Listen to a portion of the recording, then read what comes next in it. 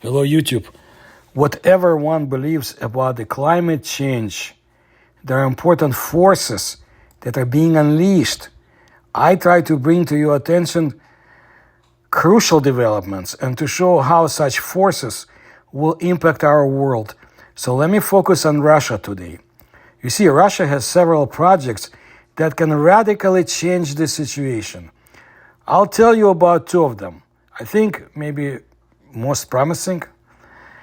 The story that it is possible to influence the climate by spraying aerosols into the atmosphere began in the 1970s. At its origins stood the Soviet climatologist Mikhail Budiko. He knew that as a result of volcanic eruptions, the Earth cools. And he concluded that too much heating can be compensated by emissions of gases containing sulfur into the atmosphere. But you see, at that time, this question became irrelevant because no one believed in global warming. I recall people talked about global cooling, and we were being promised worldwide that we're going to freeze quickly one day. It hasn't happened. Anyway, in parallel, Budiko proposed spraying soot in the polar regions so that gardens would blossom in the Arctic. But when they calculated it, it turned out that this would only bring $1 trillion losses in American currency, because due to the melting of permafrost, their entire infrastructure, pipelines, buildings, industrial facilities would float and collapse. And whether there will be any positive effect is completely unclear. Well, today the ideas of that Soviet scientist were remembered again.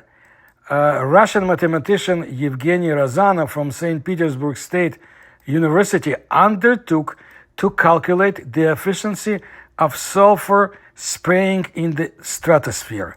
Mathematical models show that if we leave everything as it is and do nothing, then by the year 2100, we will have heating of the atmosphere of the Earth up to 6-7 degrees in the Arctic, according to the scientist.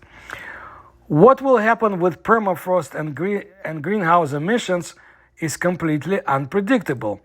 What powerful destructive forces arise at the same time?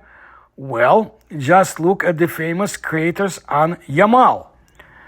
Evgeny Rozanov's group studied many types of aerosols and came to the conclusion that spraying diamond dust in the stratosphere will reduce the heating, the heat up, or Russia getting hot, by 2 to 3 times. However, it is unclear how much the diamond project will cost. If they spray sulfur, which will reflect the sun's rays, then in general, everything will be fine on the planet, but the main beneficiary will be the United States. There'll be a major cooling in that country, and the Russian Arctic will continue to warm up. So obviously the Russians are looking for another solution, and there may be one. We're speaking about the Pleistocene Park. The Arctic is warming 2 to 3 times faster than the rest of the planet. And in the permafrost of Yakutia, the part of Russia I like to talk so much about, and it's attested by my videos, carbon is now locked up twice as much as in the entire atmosphere of the Earth. What will happen if greenhouse gases escape? Well, it's better not to think about it. So, this unique project of the Pleistocene Park, which was invented by Russian ecologist Sergei Zimov, can radically change the situation. Zimov, he's a knowledgeable person and scientist. He's the author of 10 scientific publications in prestigious international journals, Science and Nature.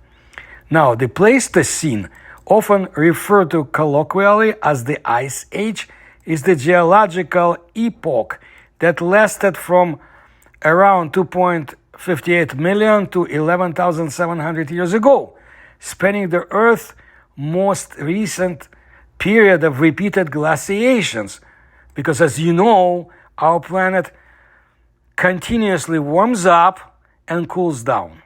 Warms up and cools down. This fact is not brought up too much in our media, but you should know that. Scientists are restoring the ecosystem called the mammoth steppe. Steppe meaning like plains or savanna.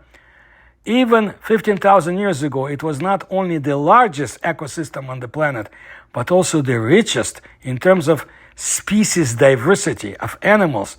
And then 6,000 years ago, human beings arrived in the Arctic and ate almost all large animals.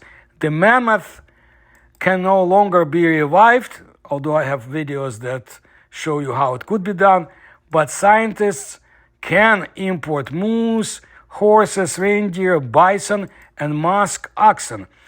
And when there are a lot of animals, predators will be launched so that the ecosystem becomes stable.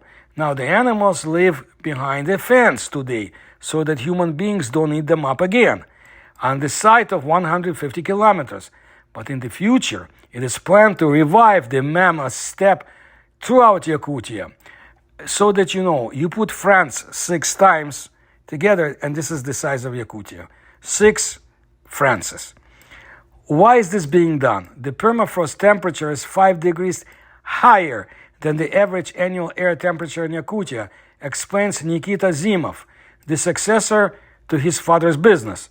The difference of 5 degrees occurs due to the fact that in summer the soil heats up under the rays of the sun, and when winter comes, the permafrost cools poorly due to the thick snow cover. If you remove the snow, you will freeze the permafrost by another 5 degrees Celsius.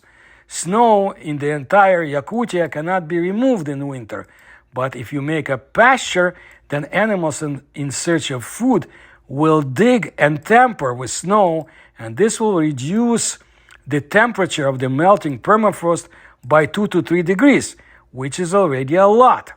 In addition, animals will destroy moss and shrubs, and this will make it possible again, after 6,000 years, for grasses and herbs to dominate. They are lighter than trees and shrubs, which means they reflect solar energy better. This is noticeable in spring when trees and shrubs are very hot in the sun, and pastures are still covered with snow. It is estimated that during these 6 weeks, snow additionally reflects 160 watts per square meter compared to forests. This is a very significant indicator, and besides, grasses and herbs with their powerful root system retain carbon in the soil several times better. If the mammoth steppe is revived on at least a third of the permafrost, then this will bring Russia at least to carbon neutrality. That is, carbon dioxide emissions will be zero. This means that Russia's traditional economy will be able to breathe more freely.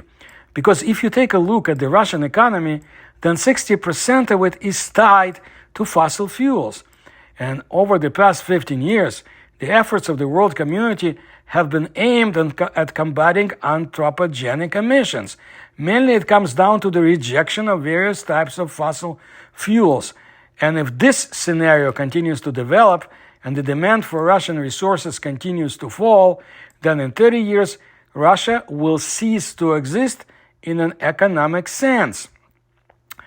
With the ideas that I described, Russia's representatives will go to the UN Conference on Climate Change 2023, which will be held in early September in Dubai. There it will be decided which way humanity will go next. I will keep my opinion about global warming to myself for a number of reasons, but I just want to repeat something to you because I grew up in a very cold climate. When things freeze up, food really doesn't grow, and people die of starvation. Remember it. And also, I really hope that the recent volcanic activity around the world will subside, because we don't want volcanic ash to hide us from the sun, because then you will know what freezing is. So that's what I wanted to let you know today. And I'll keep my eye on other interesting developments, mainly, of course, from Russia and surrounding countries, China, Eurasia. But stay tuned. And if you like my research, please subscribe to my channel and please help me through the links you'll find in the description to this video. Please like my videos. Thank you.